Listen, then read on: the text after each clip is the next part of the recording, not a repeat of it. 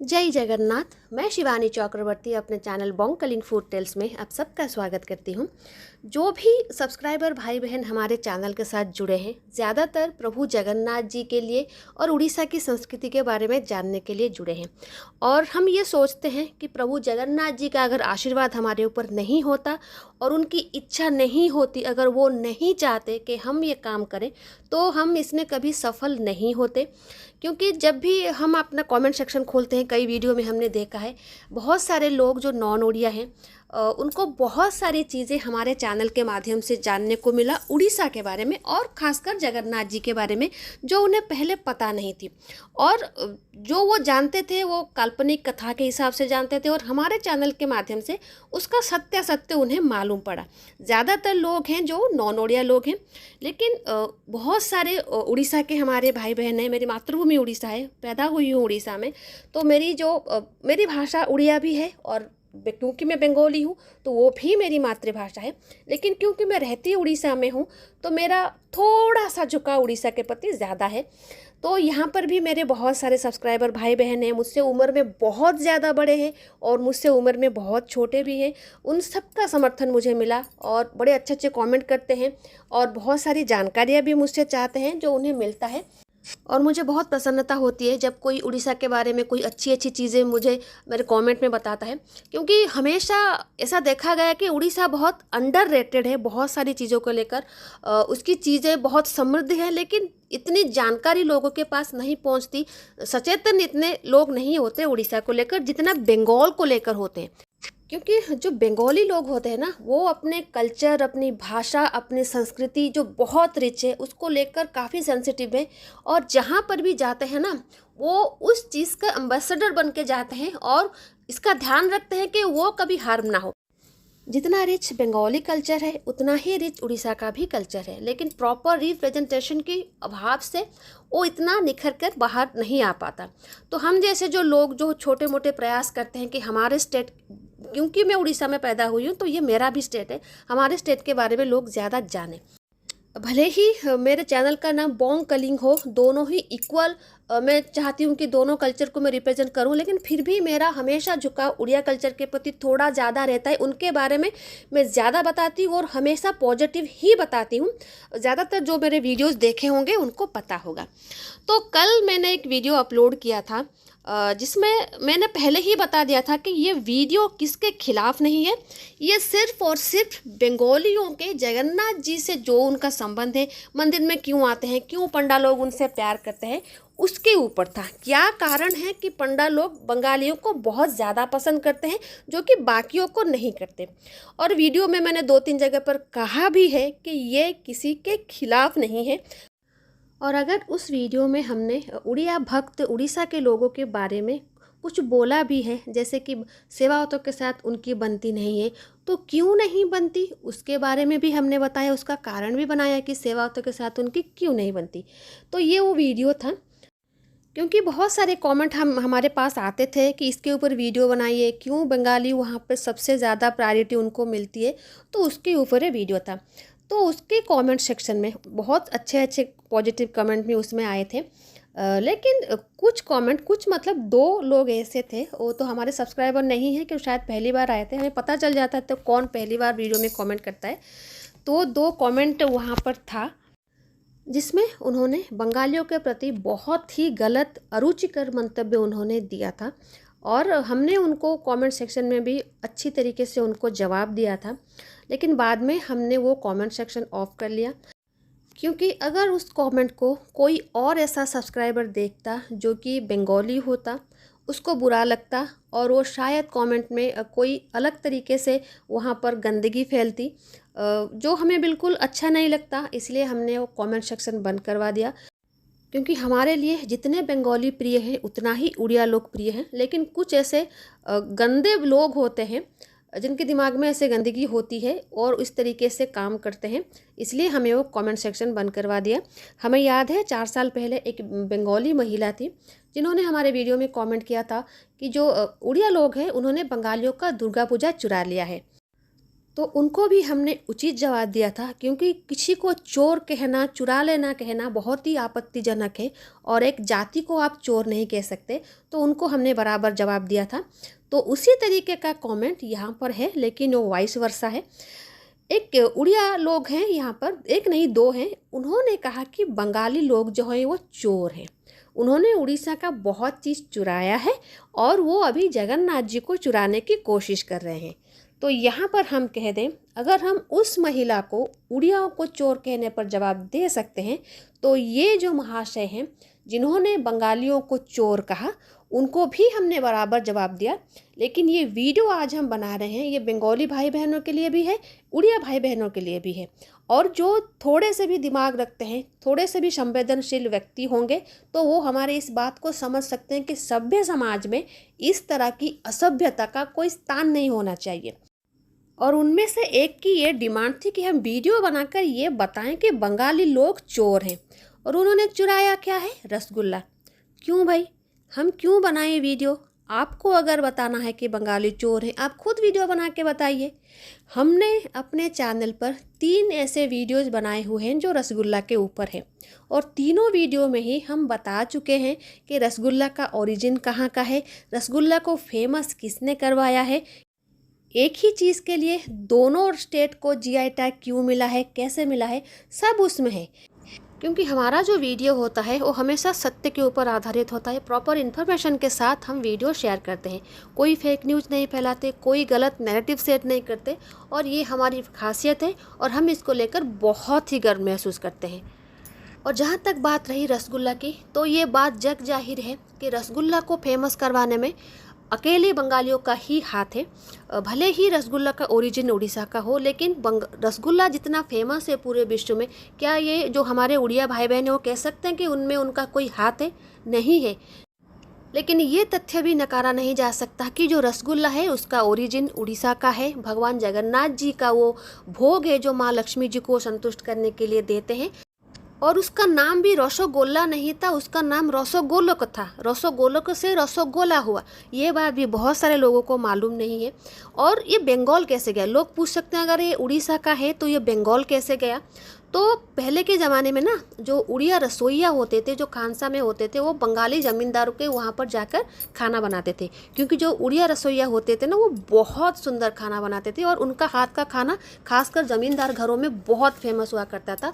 तो वो जब साथ में गए तो पुरी के साइड से जो थे, और रसगुल्ला भी पूरे उड़ीसा में फेमस नहीं था, पुरी और उसके आसपास के जो इलाके हैं जहाँ पर जगन्नाथ जी की बहुत प्रभाव हुआ करता था, तो वहाँ पर रसगुल्ला के बारे में लोग जानते थे।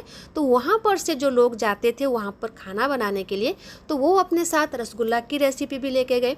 तो जो नवीन चंद्र दास जी हैं, जिन्होंने वो सफ़ेद रसगुल्ला बनाया था, जो विश्व विख्यात रसगुल्ला है बंगाली रसगुल्ला, तो उन्होंने किसी को देखा होगा वो रसगुल्ला बनाते हुए, जो कि गुड़ और जो गन्ने की रस से बनता था। क्योंकि उड़ीसा का जो रसगुल्ला होता था वो काफ़ी सॉफ्ट होता था, उसमें छेने के अलावा और कुछ भी मिलाया नहीं जाता था, और गुड़ या फिर जो गन्ने की रस में पकने की वजह से उसका रंग जो होता था वो लाल होता था।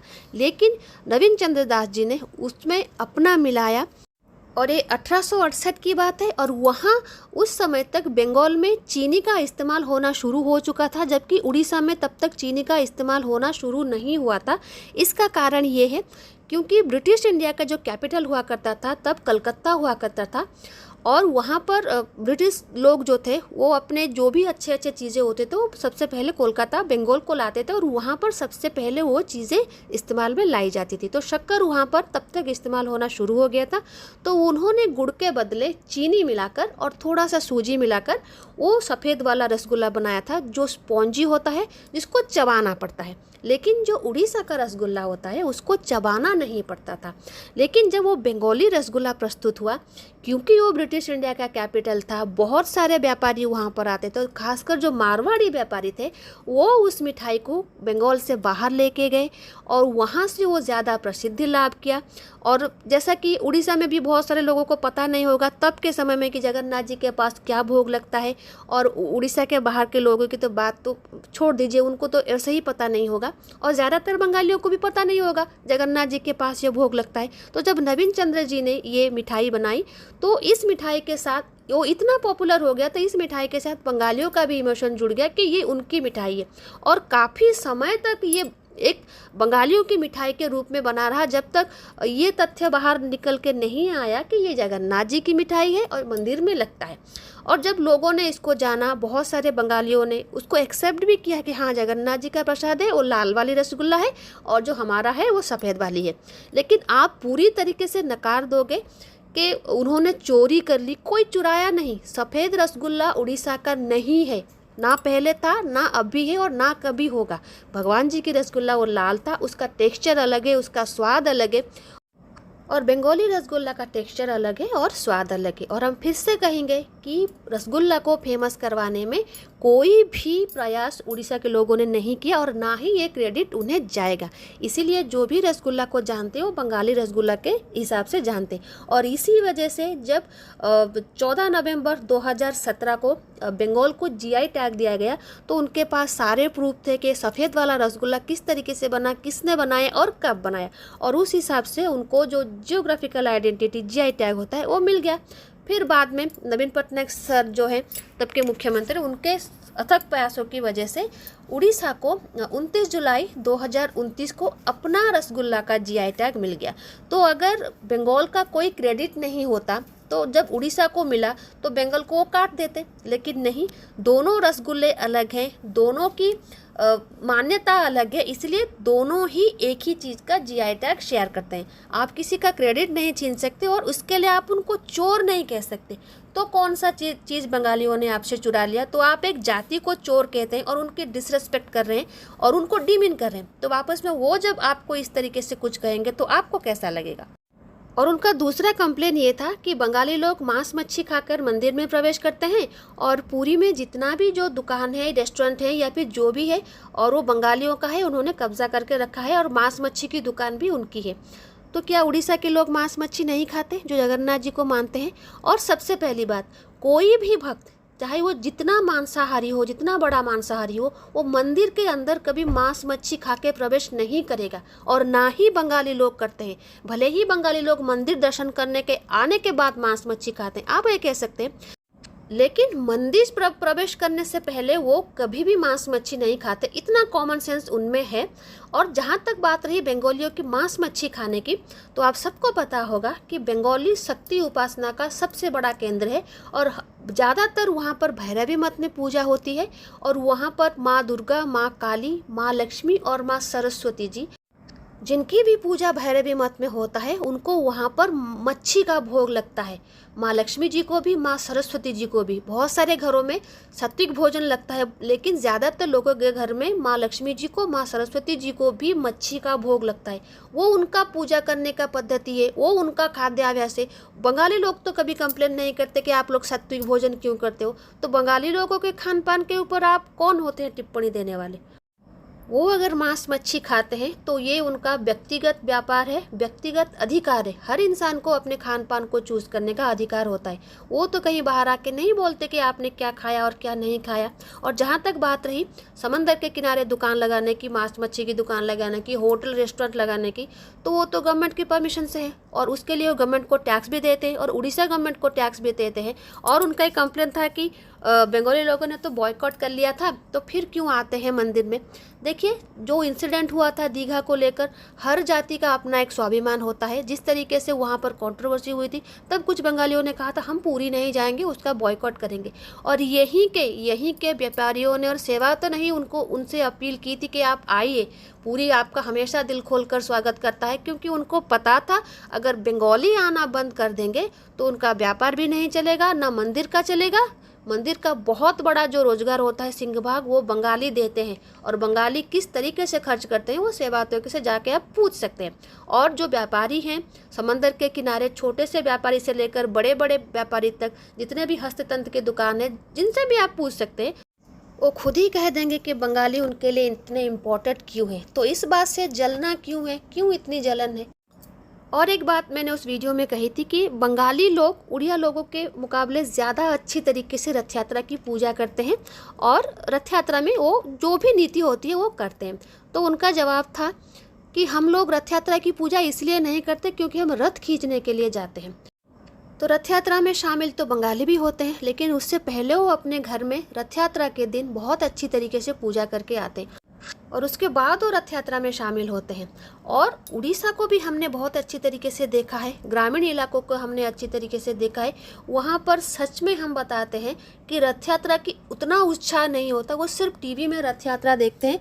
हमारे गाँव की अगर हम बात करें कि छोटा सा रथ निकलता है, वो भी शाम को, लेकिन दिन में किसी भी घर में पूजा नहीं होती इतनी अच्छी तरीके से जितना किसी भगवान के एक स्पेशल दिन में होनी चाहिए। हमने इसको देखा है, हम स्वयं अनुभवी हैं, तो हमें अगर कोई चीज़ आके कोई एक्सक्यूज अलग तरीके से देगा तो शायद हम उसको ग्रहण नहीं करेंगे। और अगर चुराने की कुछ बात आई, किसी को आप चोर कहते हैं, तो हमारे शायद जो हम आगे कहने वाले हैं तो शायद हमारे भाई बहन जो उड़िया भाई बहन हैं उनको थोड़ा सा बुरा लगे, लेकिन हम अनुरोध करेंगे कि आप उसके बारे में थोड़ा सोचें ज़रूर। अगर आप किसी को चोर कहते हैं तो या तो वो आपकी असफलता है कि आप उसको ठीक से रख नहीं पाए या फिर रख नहीं पा रहे हैं। इसका एग्जाम्पल हम अभी आपको देंगे। उड़ीसा में एक कहावत है, उड़िया लोग ही उड़िया लोगों के लिए बोलते हैं, देखा सीखा ओडिया या फिर देखा सीखा ओडिशा। अर्थात जो बाहर के लोगों को देखकर उड़ीसा के लोग सीखते हैं वही वो करते हैं। उसका एक प्रॉपर एग्जाम्पल है, भारतवर्ष में जितने सारे हमारे राज्य हैं उनमें अलग अलग विवाह संस्कार होता है, हर किसी की प्रथा अलग होती है। और उड़ीसा में जो उड़िया लोगों का विवाह संस्कार होता है ना, वो भारत में सर्वोत्तम विवाह संस्कारों में से एक है। इतनी सुंदर व्यवस्था है, सब कुछ इतनी अच्छी है। जिन्होंने पुराने उड़िया विवाह को देखा होगा वो जानते होंगे उस चीज़ को। तो क्या आपने अपने उस संस्कृति को बचा के रखा है या फिर किसी दूसरे की चुराई हुई चीज़ों को लेकर आप अभी उसमें मस्त हो गए हैं? क्या आपने कभी किसी पुराने टाइम पे किसी उड़िया वधू को लहंगा पहनकर विवाह करते देखा है? नहीं, वो उड़िया परंपरा नहीं है। क्या आपने कभी किसी पुराने विवाह में तारों की छाँव में आते हुए किसी वधू को देखा है? नहीं, वो आपकी परंपरा नहीं है। क्या आपने कभी मेहंदी, हल्दी रस्म, इस तरीके की चीज़ें आपने देखी है अपने पुराने विवाह में, जो आपका संस्कार है, आपका कल्चर है? नहीं, ये आपका कल्चर नहीं है। आप अपने कल्चर को छोड़ चुके हैं, आप अपने कल्चर को भूल चुके हैं और किसी और का कल्चर अपनाकर अभी उसमें मस्त हो गए हैं। और जो उड़ीसा को छोड़ दें, जो बाकी राज्य हैं, ये उल्टा होता है। वहाँ पर वो कभी अपने कल्चर को नहीं छोड़ते। कभी किसी साउथ इंडियन ब्राइड को देखा है वो अपने ट्रेडिशनल अटायर को छोड़ के, ट्रेडिशनल प्रथा परंपरा को छोड़ के किसी और की प्रथा परंपरा को अपनाए हुए हैं? किसी की प्रथा परंपरा अपनाना गलत बात नहीं है, लेकिन अपना भी उसमें रखना चाहिए। तो अगर अभी कोई और लोग आके उड़िया परंपरा के अंतर्गत विवाह करेगा तो आप उसको कहेंगे कि उन्होंने आपकी परंपरा चुरा ली है, आपका कल्चर चुरा लिया है, वो चोर है? नहीं कहेंगे, क्योंकि आप अपनी कल्चर को बचा नहीं सकते। आप हमेशा दूसरों की चीज़ को हमेशा अच्छा मानते हैं और उसमें घुस जाते हैं। अगर हमारी ये बात गलत है तो हमें कमेंट करके ज़रूर बताइएगा। अभी हाल फिलहाल में कितनी आपने विवाह देखा होगा जितने उड़िया ब्राइड जो है, जो आपका बोड़ और पाटा है, वो पहन के शादी किया हुआ है। हर कोई महंगे महंगे लहंगे पहन के शादी करते हैं या फिर बनारसी कांजीवरम पहन के शादी करते हैं। आपने यही सब देखा होगा। क्या आपको असहज नहीं लगता? क्या आपको अनकंफर्टेबल नहीं लगता? अगर वो चीज़ आपको अनकंफर्टेबल नहीं लगती तो आप दूसरों पर ये इल्ज़ाम नहीं लगा सकते कि उन्होंने आपकी चीज़ों को चुराया है, क्योंकि आप अपने चीज़ों को सहज कर नहीं रख सकते। और एक बात हमने नोटिस किया है, जो उड़िया बच्चे होते हैं जो इंग्लिश मीडियम स्कूल में पढ़ते हैं, उनको उड़िया भाषा बोलने में बड़ी प्रॉब्लम होती है, उनको लज्जा आती है। क्या आपने दूसरे स्टेट के बच्चों को देखा है? उनके लिए हमेशा उनकी मातृभाषा सबसे पहले होती है। वो लज्जा अनुभव नहीं करते अपनी मातृभाषा में बात करने के लिए। ये चीज़ आपको असहज नहीं करती? अगर ये चीज़ आपको असहज नहीं करती तो आपको दूसरों के ऊपर टिप्पणी करने का कोई अधिकार नहीं है। और उसने कहा था कि बंगाल की संस्कृति 1000 साल पुरानी है, उड़ीसा की संस्कृति 10,000 साल पुरानी है। ना ही उड़ीसा की संस्कृति 10,000 साल पुरानी है और ना ही बंगाल की संस्कृति 1000 साल पुरानी है। जब से भारत भूखंड है तब से यहाँ के जितने सारे स्टेट हैं, हर किसी का इतिहास और हर किसी की संस्कृति एक ही समान है। और जहाँ तक बात रही हमारी, हमने हमेशा सच्चाई का साथ दिया है और आगे भी देते रहेंगे। किसी ने हमारे कमेंट सेक्शन में कमेंट किया था कुछ दिन पहले कि उड़िया भाषा बंगाली की उपभाषा है। हमने उसको भी काउंटर किया था कि नहीं, उड़िया भाषा शास्त्रीय भाषा है और बंगाली भाषा से भी बहुत पुरानी है और भाषा के आधार पर राज्य बनने वाला उड़ीसा सबसे पहला राज्य था। अगर उड़िया भाषा इतनी पुरानी नहीं होती और वो शास्त्रीय भाषा नहीं होती तो उनको राज्य की मान्यता नहीं मिलती भाषा के आधार पर। तो इन सारे चीज़ों का हम ख्याल रखते हैं और क्योंकि हमारे झुकाव थोड़ा उड़ीसा के प्रति ज़्यादा रहता है, लेकिन इसका मतलब ये नहीं है कोई मेरे कमेंट सेक्शन में आके मेरी बंगाली भाई बहनों को कोई गाली देगा, उनको चोर कहेगा, ये मैं बर्दाश्त नहीं करूँगी। ना ही किसी बंगाली की ओर से उड़िया के प्रति कोई भी आक्षेप वो बर्दाश्त करूँगी और ना ही किसी उड़िया लोग की तरफ से बंगालियों के प्रति कोई भी गलत आक्षेप होगा वो बर्दाश्त करूँगी। जो सही है, वो जो गलत है वो गलत है। तो आई होप जो हमने वीडियो में कहा वो लोगों को समझ में आ गया होगा। और हाँ, कोई भी अगर आकर मेरे कमेंट सेक्शन में इस वीडियो में गलत सलत अरुचिकर मंतव्य देगा, कोई भी गलत टिप्पणी करेगा, मैं उसको ब्लॉक भी कर दूंगी, उसका कमेंट डिलीट भी कर दूंगी, क्योंकि ये कोई उल्टी करने की जगह नहीं है, गंदगी फैलाने की जगह नहीं है। अगर किसी को अपनी बात रखनी है तो मर्यादित तरीके से रखें, वरना ये वीडियो आपके लिए नहीं है। तो आज के लिए इतना ही, रहते हैं। जय जगन्नाथ, जय माँ काली।